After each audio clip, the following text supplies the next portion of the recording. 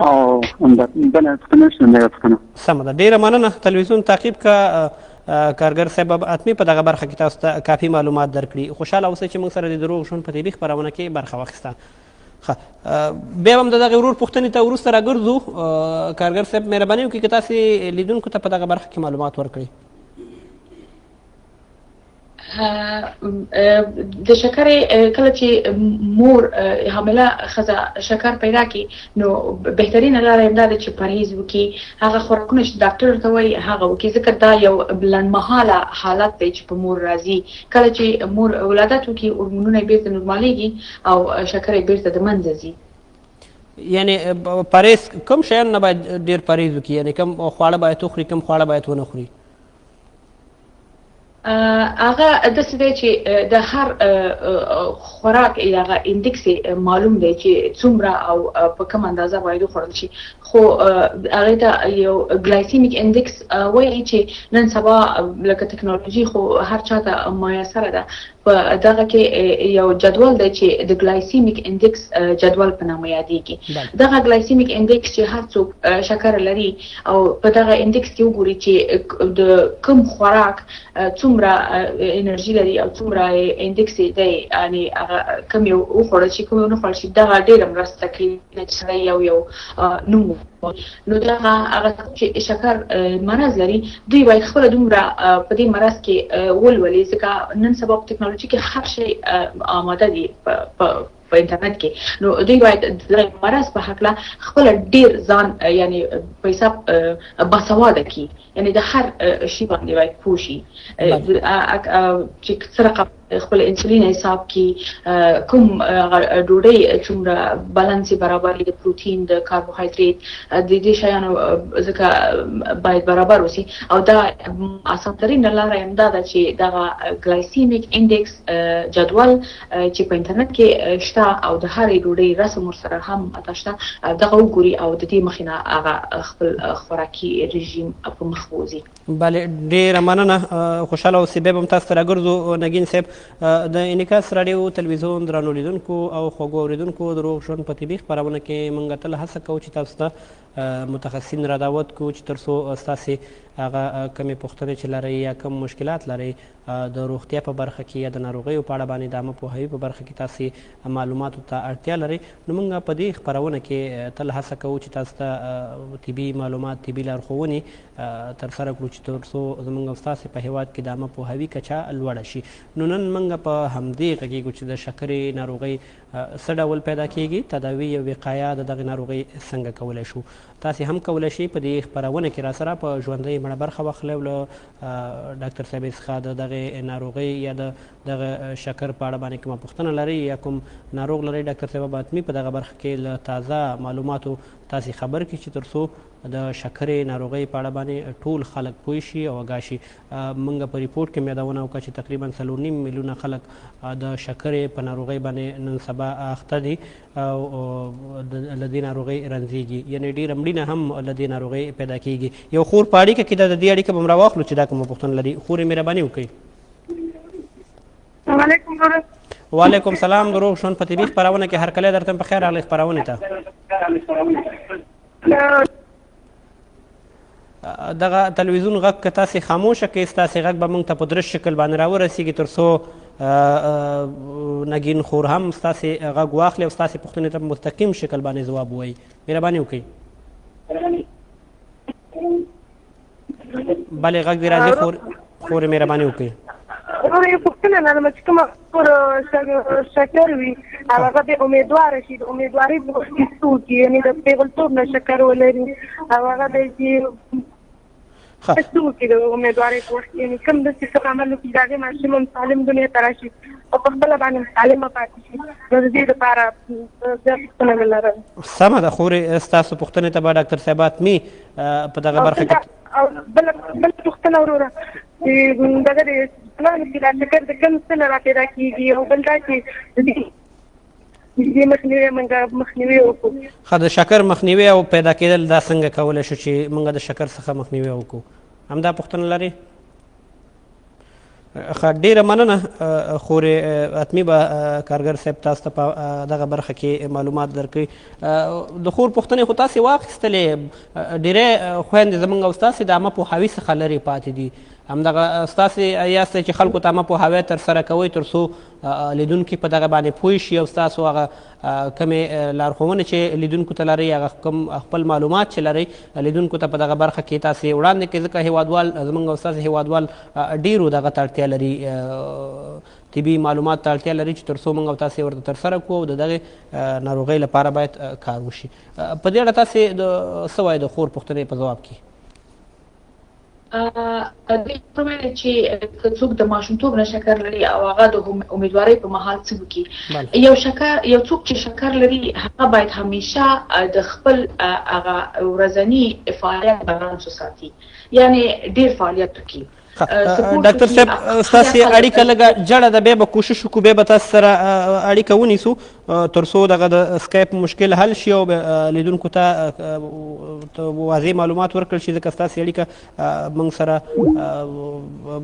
مشکلات پکې پیدا شو بیا انشاءالله زموږ تخنیکي همکاران هڅه کوي چې تاسو سره اړیکه ونیسي تر څو ستاسې هغه کوم معلومات چې لرئ په دغه برخه کې تاسې وړاندې کوئ دروغ ژوند په طبي خپرونه کې موږ تل هڅه کوو چې د روغتیا په برخه کې همدا رقم ته د ناروغیو په اړه باندې لیدونکو ته کافي معلومات ورکړو چې تر څو زموږ او ستاسې په لرو پرتو سیمو کې چې کوم یو خلک دي هغه له ناروغیو څخه خبر شي او د هرې ناروغۍ په اړه باندې باید دومره معلومات ترلاسه کړي چې حد اقل هغه پرهیز او همدا رقم ته د دغې ناروغۍ لپاره چې کوم شي نه پیدا کېږي له هغې څخه په امن کې پاتې شي نو نن موږ په د شکر په ناروغۍ باندې غږیږو تاسې هم کولی شئ که د شکر ناروغۍ په اړه باندې کومه پوښتنه لرئ یا کوم مشکل لرئ یا کوم ناروغ لرئ کولی شئ موږ سره په دې خپرونه کې برخه واخلئ هغه خپلې پوښتنې له نګین کارګر څخه چې د شکرې په ناروغۍ کې پی ایچ ډي کوي او همدغه ناروغۍ لپاره کار ترسره کوي نو له لندن څخه له موږ سره په اړیکه کې ده کولی شئ له دې څخه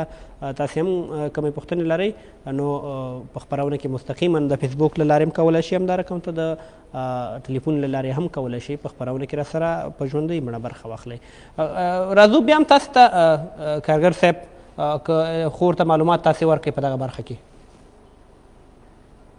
او بخیر چې لاین قطع شو ما دا ویل چې یو څوک چې شکر لري همیشه هغه باید د خپل فعالیت بالانس وساتي څرنګه چې لکه د کاربوهایډریټ او د پروتین د اخیستلو یا د خپل خوراک بالانس وساتي هماغسې د شکر یو ناروغ لپاره ډېره ضروري ده چې سپورت وکړي نن سبا زه پوهېږم چې وطن کې مثلا ښځو ته ځای نشته چې سپورت وکړي یا پارک نشته یا دا سهولتونه نشته چې میندې سپورت وکړي او اکثرا زموږ خلک په دې فکر دي چې دوی چې د کور کار وکړي یا لږ ستومانه شي نو دا د دوی سپورت ګرځي نه سپورت لپاره باید آرام اعصاب هم ولري یعنی داسې یو ټایم ولري خپل ځان لپاره چې دغه یو ساعت ته بل هیڅ شی نه کوي او په دې کې خپل سپورت کوي نو نن سبا چې هر یو څوک موبایل لري او دغه لري کولی شي په یوټیوب کې داسې حرکتونه وګوري چې د کور ماینز کې دی کولی شي دغه میندې او دا ښځینه او دغه د کور د ماینز وخت په کور کې دغه خپل سپورتونه حرکتونه وکړي ځکه زه پوهېږم چې وطن کې مشکلات ډېر دي او د کوره څوک نشي وتلی یعنی ښځو دپاره خو بیخي هغه سهولت نشته چې سپورت وکړي یا قدم واخلي که مثلا انګړ لري دغه انګړ کې دومره وګرځي چې معلوم شي چې اقلا د ورځې 15 کیلومتره دوی قدم وهلی او دا صرف فوکس یې په باندې وي او همدارنګه چې کله د دوی سپورت بالانس شي وجود هماغه فعالیت ډېرېږي او تندرسته کیږي ځکه دا یو ناروغي ده مخصوصا ټایپ 1 چې د ماشومتوب نه دا روغېږي نه انسان باید سره ژوند وکړي یعنی چې ژوند ورسره کوي نو باید په هغسې خپل تقسیم اوقات په مخ بوځي څنګه چې ورته ډاکټر وایي یا هغه څوک چې ورته مشوره ورکوي هغه ورته وایي او ټایپ 2 هم همدغه ډېر د ژوند او د چاپېریال د اغېزو د له کبله پیدا کېږي او په دې کې هم یعنی یو هر انسان لپاره ضروري ده چې د اقلا د ورځې 15 کیلومتره قدم ووهي او وګرځي یا فعالیت وکړي پرته له دې چې دغه ورځني کارونه کوي یعنی صرف دغه یو ساعت د خپل سپورت لپاره وباسي او همدغسې هغه ما چې ویلي ګلایسیمیک انډکس جدول وګوري په هغې کې د رنګارنګ خوراکونو لیستونه شته او لکه بیخي رس رسم دی چې هیڅ څوک په انګلیسي پوه نشي مکتب نه لوستلی په هغې پوهېږي چې یو طرف ته سور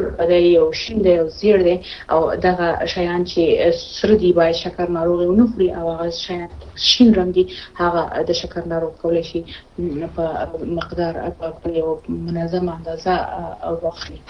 بله ډیره مننه. بیا به هم تاسو راګرځو زموږ سره اړیکې ډېرې زیاتې دي. موسم خان هم د ننګرهار نه په اړیکه کې دی د دې اړیکه به هم راواخلو چې دا کومه پوښتنه لري. مهرباني وکړئ موسم خانه. بله زموږ غږ اورئ؟ اورئ. مهرباني وکړئ ستاسې غږ موږ ته راځي. السلام علیکم ورحمت الله وبرکاتو. وعلیکم سلام. دروغ ژوند طبي خپرونه ده، په خیر راغلی خپرونې ته. مننه ډاکټر صاحب محترمه. زما د ډاکټر صاحب نه دغه پوښتنه کله زموږ مور شکر لري ما ویل چې د یو دوا راته ښودلی وی زموږ د مور دا شکر وکښه بس د لاسونه مو سره پازده وي د لاسونه بیخي دا ډاکټر راکنډولی نه شي. ښه لاسونه پښې درد دا شیونه ورسره لري یعنې زخم کېږي؟ خپل لاسونه خپل سلک درد کې خو لا بیخي راکنډولی شي. ما ویل دوا وکړي دا شکر انسولین خوري که نه د ګولۍ خوري درمل خوري؟ بله زموږ غږ اورې؟ اورم. بله ستاسې دغه مور انسولین اخلي که دغه خوري دوایي خوري خپله؟ دا خپله د سکر ورکړي دي ډاکټر هغه خوري. ګولۍ خوري؟ او ښه سمه ده. عمر یې څومره دی ستاسې د مور جانې؟ بله ستاسې د مور جانې عمر څومره دی؟ داسې چې 50 کاله وي. ښه سمه ده. ستاسې پوښتنه موږ واخیستله تلویزیون تعقیب کړه. ډاکټر صاحب به حتمي په دغه برخه کې تاسو ته کافي معلومات درکړي. خوشحاله اوسئ چې موږ سره د روغ ژوند په طبي خپرونه کې برخه واخیسته. کور ماباد. ډېره مننه. ښه کارګر صاحب پوښتنه مو واخیستله د ورور ډېری هېوادوال زموږ او ستاسې هم د شکر په ناروغۍ باندې اخته دي، دغه ناروغي ورته پیدا شوې ده او له دې ناروغۍ رنځېږي. خو زموږ او ستاسې په خلکو کې د عامه پوهاوي کچه کمه ده او لا ډېر کار ته اړتیا ده چې تر څو عامه پوهاوی ترسره شي. همدا رقم د پرهیز په اړه باندې همدا رقم ته د تاسو چې مخکې یادونه وکړه باید سپورټ ترسره کړي چې زموږ او ستاسې ښځې خو بیخي ترسره کوي نه دغه سپورټ په اړه باندې که تاسو ورته وویلې چې دا باید ترسره کړي تر څو ناروغۍ کې کمښت رامنځته شي. تاسو که څه واید لرئ مهرباني وکړئ په دغه برخه کې. زه خو چې د طب ډاکټر نه یم زه نشم کولی چې مثلا د یو ناروغ ته مشوره ورکړم او بل زه صرف دغومره ویلی شم د خپل دغه نیمګړې پوهې نه چې زه ما لوستي دي چې د شکر ناروغي هغسې ناروغي ده چې ژوند ورسره کولی شي. یعنې داسې نه ده چې هغه وخت مرګونې کېږي چې پرهیز ونشي او هغه ډاکټر چې ته څه وایي هغه ونه کړي.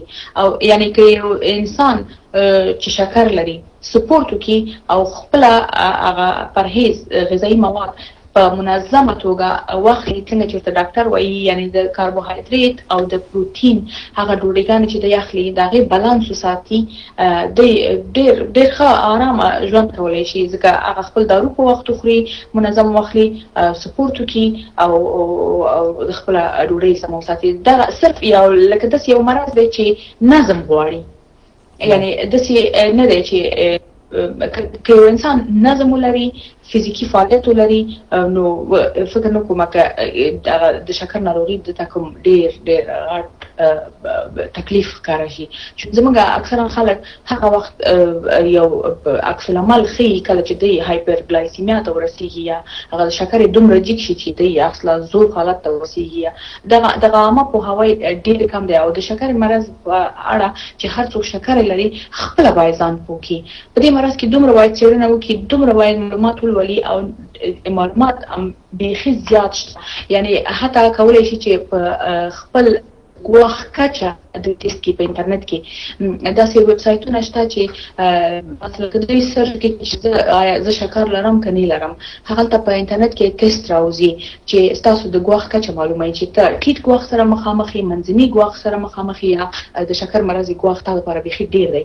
کله چې دوی پوه شي نو یعنې خپله هر انسان هر بالغ انسان کولی شي خپل ځان په دې ټیسټ باندې معلوم کړي. او دا ټیسټونه مفته دي. د انټرنیټ ته کښیني دغه شیان وګوري معلومات ترلاسه کړي. کله چې وګوري چې د شکر ګواښ لوړ دی د دې د نظر د سن په نظر د بي ام آی یا د لکه د وزن او د دې معلومات اخلي حسابوي چې پوښي چې د شکر ګواښ لوی دی یا کچه ډیره ده کولای شي د ستي سپورت شروع کی خپل غذا منظمه کی حیواني غوړ نخري غوړ کم خوري د بخي به تندرست حالت ته رسیږي. یعنی د یو شی دی چې صرف عامه پوهاوی ته یعنی تقریبا ډیر ضرورت لري چې متاسفانه زموږ خلکو کې اصلا نو غواړي یو اضافي شی ولولي لکه ډېر د بدبختۍ خبره دا یو شی چې کولی شي خپل کنټرول کړي د نه کوي او هغه حالت ته پریږدي چې تر څو ډاکټر ته ورسیږي. بله بیا هم ستاسې طبي مشورو ته غوږ نیسي تر څو تاسې لیدونکو ته په دغه برخه کې معلومات ورکړئ. خو یو شی بل یادونه باید زه وکړم کارګر صاحب چې زموږ او ستاسې خلک چې کوم یو دي چېرته میلمانه لاړ شي یا چېرته چا کره لاړ شي چا ورته ډوډۍ کړي یا مهماني ورته کړي نو په هغه وخت کې بیا دا خپل تکلیف ته نه ګوري چې څه مخې ته راځي بس خوري. بیا چې کله راشي شکر یې موچتي یا ناسا په داسې وخت هم راغلی دی چې موږ لیدلي دي ناروغان چې خپل ژوند یې پکې لاسه ورکړی دی که نه. نو باید دې ته ډېره جدي پاملرنه وکړي زموږ او ستاسې هېوادوال چې تر څو د پرهیز په اړه باندې همدا رقم ته د سپورت په اړه باندې چې سپورت باید ترسره کړي وزن خپل کم کړي په بیلانس یې وساتي زیات نه کړي نو دا د شکرې ناروغۍ چانس کموي. راځو بل شي ته چې د شکرې ناروغۍ لپاره د خطر فکټورونه کم دي چې خپل ژوند پکې یو څوک د لاسه ورکوي. او دا مثلا ارچ کول شي خپل بي ام آی اندازه کی د بي ام آی اندازه کولو طریقه ډیره نن سبا اسانه ده. بي ام آی کلکولیټر یا بي ام آی د حساب ماشين په انټرنیټ کې شته چې هغه ته بودي ماس انډیکس وایي. یو کله شي په انټرنیټ کې چې وګورئ چې لکه سرچ کې چې زه خپل بي ام آی حسابوم بي ام آی کې خپل قد او وزن ورکوي او هغه تاسو ته وایي چې آیا تاسو ډېر ډنګر یاست بي ام آی مو نورماله ده یا لږ چاغ یاست یا د چاغۍ لکه هغه اخري سرحد ته رسېدلی یاستئ. نن سبا دغه خوراکونه هم چې دي دې کې اکثرا داسې کیمیاوي مواد ګډ دي چې هغه لکه د چاغۍ سبب ګرځي نو هغې نه هم باید پرهیز وکړي. زموږ وطن کې خو لکه سابه او د ډېرې دي خو بیا خلک دې ته خوشحاله چې هغه پلاستیکي قوطۍ کې چې د پاکستان نه هغه قیماق راځي سهار کې هغه سپینې ډوډۍ سره ډېر مضر دی. زما په نظر چې زما خپل بیا هغې به سهار کې مستې او سکروک خوړو نو هغه ډېره صحي دی نسبت دې نه چې سپینې ډوډۍ او دغه قیماق څوک په چای کې سړی وخوري. دغسې شیان دي هغه طبیعي پروډکټونه چې دي هغه طبیعي توکي چې دي کورونو کې هغه باید استعمال شي نه چې د مخصوصا چې په هغه خوراکي مواد چې په پاکټ کې او تاریخ مثلا د 6 میاشتو نه تر 3 کال پورې هغه مضرترین خوراکي مواد دي چې متاسفانه چې نن سبا ما لیدلي دي ډېر استعمالوي او د تازه شیانو نه ورته کار ورته اسانوي د تازه شیان لکه تیرهی ځان. ما مخکې ویلې چې زما خپله نیا یادېږي چې هغې په سهار کې سوکړک او مستې خوړل دا بهترین صحي ترین خوراک د نسبت دې نه چې د نانوایي نه سپینه ډوډۍ څوک واخلي او د تترا پاک قیماق راواخلي او چای سره یې وخوري. نو همدغه شیان دي چې هغه زمونږ خلک اوس هغه د تمدن دې حالت ته رسېدلي چې فقط نه پیږم لکه ډېر ښه نه دی چې د بازار شیان څوک وخوري او یا قوطیګانو کې چې مثلا خوراکي مواد دي دا جوسونه دا انرژي ډرنک دا ټول په دې اغېزه کوي چې که څوک ټایپ 2 ونه لري هغه ټایپ 2 ته یې لکه ورنږدې کوي. بله ډېره مننه ډاکټر صاحب محترم.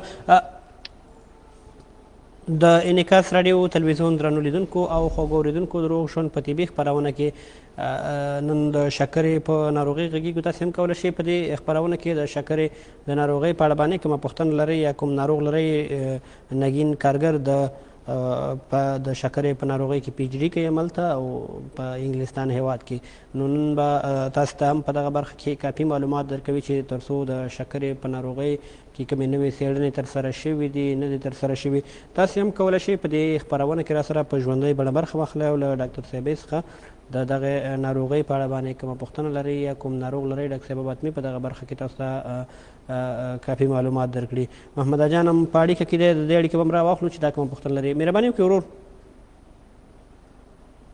بله بله صاحب، مهرباني وکړئ د روغ ژوند طبي خپرونه ده، په خیر راغلی خپرونې ته. زما یو پوښتنه ده. مهرباني.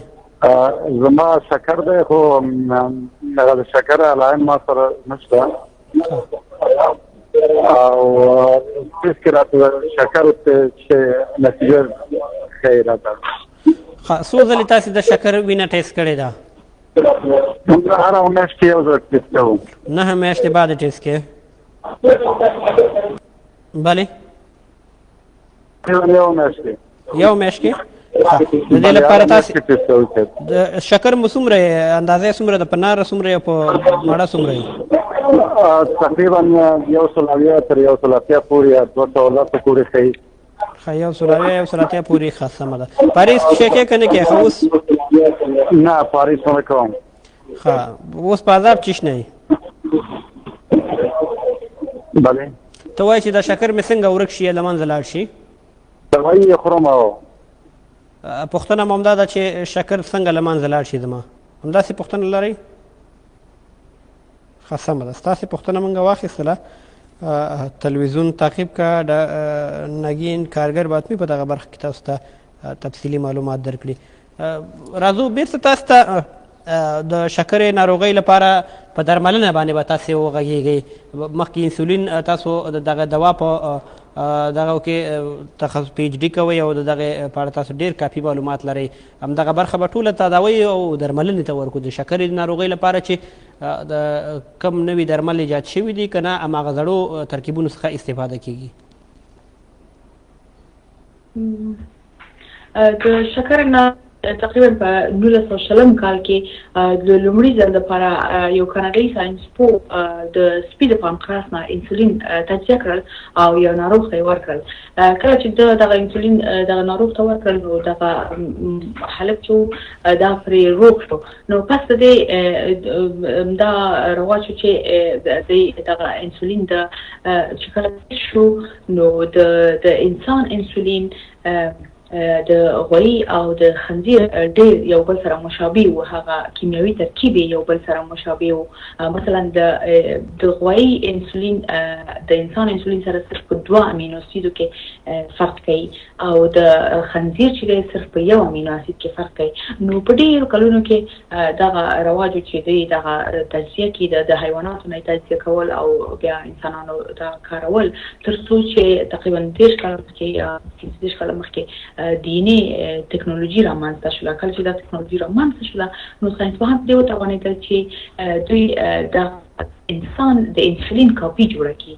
یعنی هر هغه امینو اسیدونه چې د انسان په انسولین کې شته هغه او د دوا په شکل چې نن ډېر پرمختللي حتی د یو قلم غوندې هم شته چې خلک یې چیپ کې ګرځولی شي. رقم ترکیبونه یې پیدا شول، رقم لکه ورته لونګ اکټینګ وایي، یعنې د اوږدمهاله تاثیر لرونکي انسولین، لنډمهاله تاثیر لرونکي انسولین چې زه ډاکټره نه یم په دې نه پوهېږم چې څه وخت دا استعمالېږي، خو مثلا د شپې په مهال بل رقم استعمالېږي او د ورځې نور رقم انسولین استعمالېږي. همدارنګه د هغه نفر د میټابولیک سایکل پورې اړه لري چې ډاکټر هغه دغه د مخې نه دوی ته دغه انسولین ورکوي. او ډېرې څېړنې هم روان دي چې انسولین د پچکارۍ کمښت د منځه یوسي. یعنې هغه د ناروغ چې د ورځې څو وارې د انسولین پچکاري ځان کوي هغه په جوړ کې رقم نیسي او ورته مشکلې یعنې نور دردونه ورته پیدا کېږي د صرف د پچکارۍ. نو ساینسپوهانو تقریبا مننه. مننه ډاکټر صاحب بیا به هم تاسو ته راګرځو اړیکه به تاسو سره نیسي ځکه په اړیکه کې لږ جړوالی دی فکر کوم هلته انټرنیټ چې کوم دی ستاسو انټرنیټ فکر کوم ضعیفه دی بیا هم هڅه وکړئ چې موږ سره تاسې ارتباط ونیسئ تر څو لیدونکو ته ستاسې دغه کوم معلومات چې لرئ د تداوۍ په هکله باندې اخري همدغه معلومات یې تاسې وړاندې کړئ مهرباني وکړئ کارګر صاحب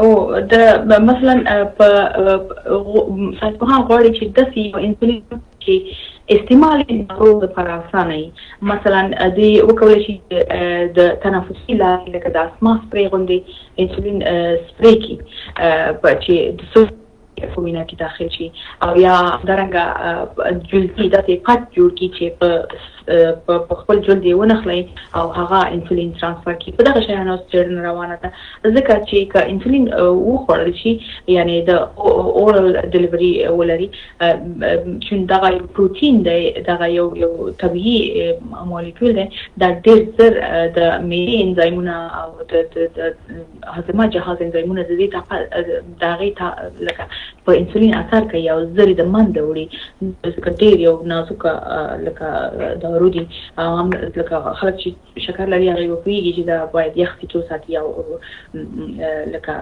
دغه ساتلو طریقه یې هم ډېره مهمه ده ځکه دستي خرابېږي او همدارنګه لکه په 2014 کې په کې د لومړي ځل لپاره تنفسي انسولین اپروف شوي دي یعنې داسې سپریګانې دي چې ناروغ جیب کې ګرځولی شي او خپل دوز یې په یو دغه سره تنفس کولی شي چې دا په 2007 کال کې هم یو دفعه د اکزوبرا په نامه یو درمل و چې مارکېټ ته راغله ولې چون د دې تاثیر ډېر کم او استعمال هم ډېر ناروغانو ته سخت لکه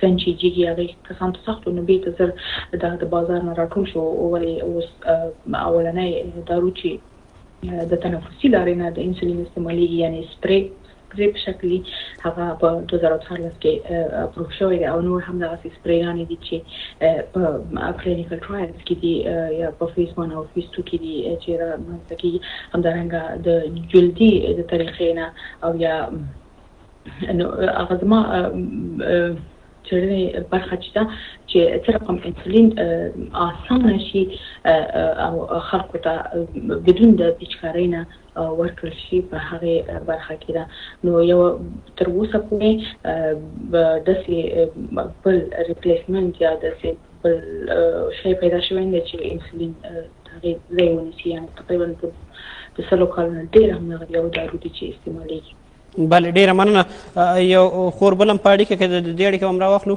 ښه اړیکه پرې شوې ده ډاکټر صاحب راځو تاسو ویلې چې انسولین د جلد له لارې همدا رقم ته د تنفس له لارې انشاقي هم شته ده چې ناروغانو ته یې ورکوي څېړنې په دغه برخه کې روانې دي چې ترسره شي لا تکمیلي نه دي اوس نوې تازه دوا چې تاسو په دغه برخه کې کار کوئ هملته دغه پروډکټ کوئ هم د دغه کې پی ایچ ډي کوئ هېوادوالو ته څه ډاډ ورکوئ چې د شکرې ناروغۍ لپاره کوم څه داسې نوي راوتي دي چې شکر کنټرول کړي